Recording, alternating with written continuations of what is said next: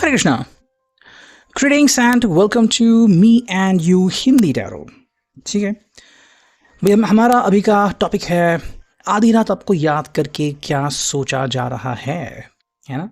हमने यहाँ पे लिए हैं बेसिकली दो टैरो, जैसा कि हम हमेशा लेते हैं।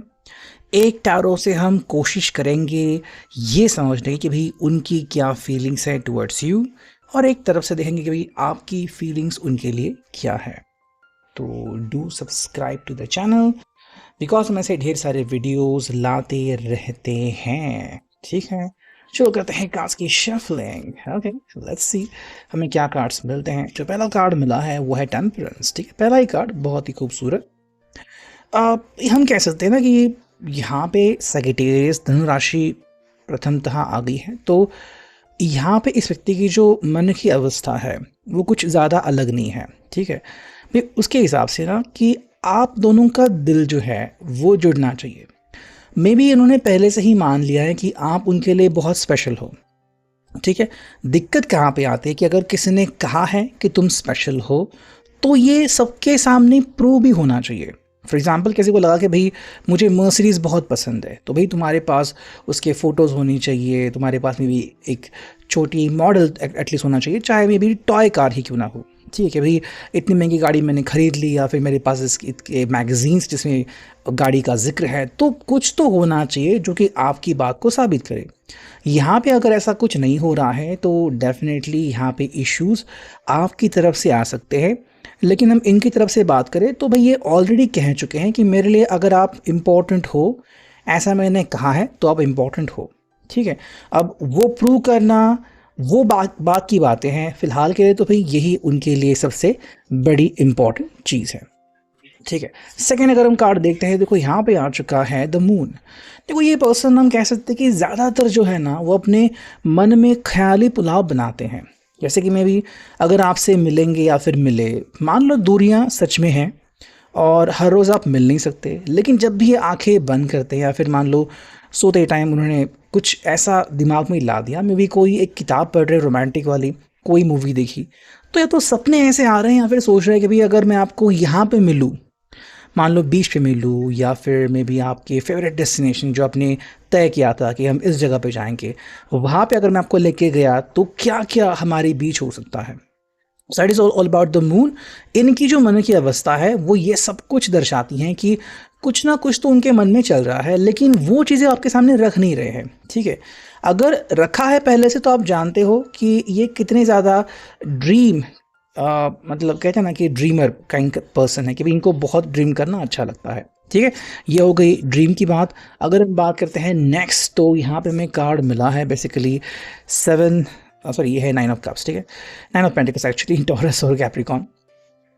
अगर हम बात करें तो यहाँ पे इनकी इच्छाएं दिखती हैं जो कि हम कप्स में बेसिकली देखते हैं, बट ये है नाइन ऑफ पेंटिकल्स। तो प्रैक्टिकल विशेष अगर हम देखें तो देखो इनके हिसाब से ना भाई धीरे धीरे ही सही आपकी जो गाड़ी है वो लाइन पे आ रही है। ठीक है, मतलब ये आपको रिश्ते में वो सब दिला रहे हैं जो कि आपकी चाहत है, लेकिन मे बी वो एग्जैक्टली वैसे नहीं हो रही है। ठीक है, अब यहाँ पे हमें दो राहें दिखती हैं। जैसे कि मान लो कोई एक कपल है एंड वो मे बी कमिटेड है नहीं है, लेकिन वो जहाँ चाहे वहाँ पे घूम रहे हैं, जहाँ चाहे उस रेस्टोरेंट में चले गए, वहाँ पे थोड़ी सी मस्ती कर लिया, फिर मे बी कोई मूवी देख ली, तो ये सब कुछ हो रहा है।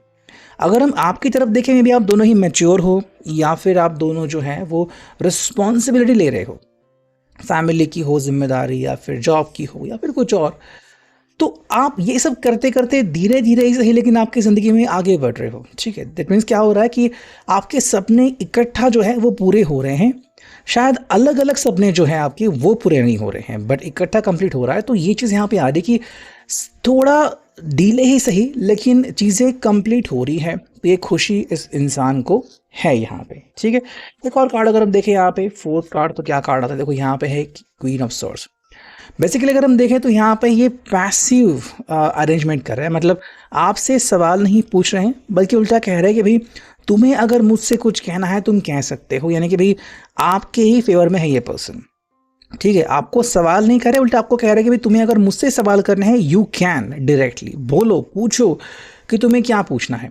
ये जवाब देने के लिए बिल्कुल रेडी है, ऐसा हम कह सकते हैं। बट जो इनकी बातें हैं वो ये है कि उनको बस आपसे एक मौका चाहिए, ठीक है? आप बस वो मौका लो एंड आपको जो भी इनके सामने बोलना है आप डायरेक्टली बोलो। अगर आपको इनको चिट्ठी भी लिखनी है, चाहे ईमेल हो या फिर सोशल मीडिया के थ्रू मैसेज हो, आप वो भी कर सकते हो, ठीक है? तो ये बस आपसे हालचाल जानने के लिए उत्सुक है कि भाई तुम्हें अगर कुछ शेयर करना है मुझसे शेयर करो। बहुत दिन हो गए शायद आपने कुछ शेयर नहीं किया, तो this person is waiting waiting and waiting for you. एक अगर हम एक्स्ट्रा कार्ड निकाले तो ये आ चुका है भाई 7 ऑफ वॉन्ड्स, ठीक है? देखो इनका बस ये कहना है कि अगर आपको लग रहा है कि भाई मैं ज़िंदगी जो जी रहा हूँ वो बहुत ही आसान है, तो ऐसा बिल्कुल नहीं। मुझे भी तकलीफ़ें हैं, मे बी जब मैं रियलिटी को फेस करता हूँ तो बहुत तकलीफ़ें आती हैं। मतलब सपनों में अगर गए तो बस आप दोनों ही हो, या फिर फ़ोन पे बात किया आपसे तो बस दोनों ही बात कर रहे हैं। लेकिन जब बात होती है कमिटमेंट की या फिर बात होती है कि फैमिली को लेके आगे बढ़ने की, तो कोई रिलेटिव बीच में आ जाता है या फिर कोई फैमिली का इशू है, किसी के साथ झगड़ा है, कोई पुराना लॉ केस है, वो बीच में आ रहा है और शायद उससे उनको टाइम नहीं मिल रहा है, ठीक है? चलो अब ये रही उनकी बात। अगर आपकी सोच भी हम यहाँ पे क्लैरिफाई करें क्या आती है यहाँ पे, तो देखते हैं। देखो पहला ही कार्ड जो आपकी तरफ से आ गया है वो है जजमेंट, ठीक है? आई थिंक कल भी ये आ गया था। जजमेंट का मतलब सिंपल है कि जहाँ पे टेम्परेंस कह रहे हैं कि भाई मेरी तरफ से तो दोनों दिल मिल जाने चाहिए, आपकी तरफ से है कि भाई नहीं, तुम्हें ना एक रास्ता चुनना होगा। मतलब या तो आप इनको एक अल्टीमेटम दे रहे हो या फिर आप इनको कह रहे हो कि देखो बहुत हो गया एंड मैंने आपकी बातें सुनी अब तक, ठीक है? अब मुझे जो आपसे एक्सपेक्ट है वो है क्लैरिटी। मतलब चाहे जो भी हो, अगर आपको लग रहा है ना कि फैमिली इशू क्रिएट कर रही है तो सबके सामने बोलो फैमिली इशू क्रिएट कर रहे हैं।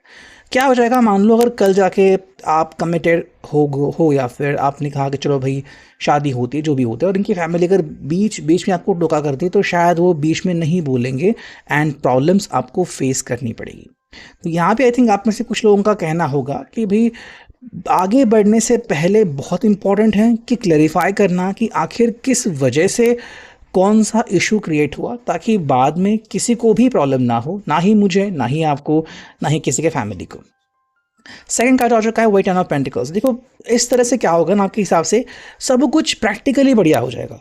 अब देखो 10 ऑफ कप्स बहुत अलग होता है एंड 10 ऑफ पेंटिकल्स बहुत अलग होता है।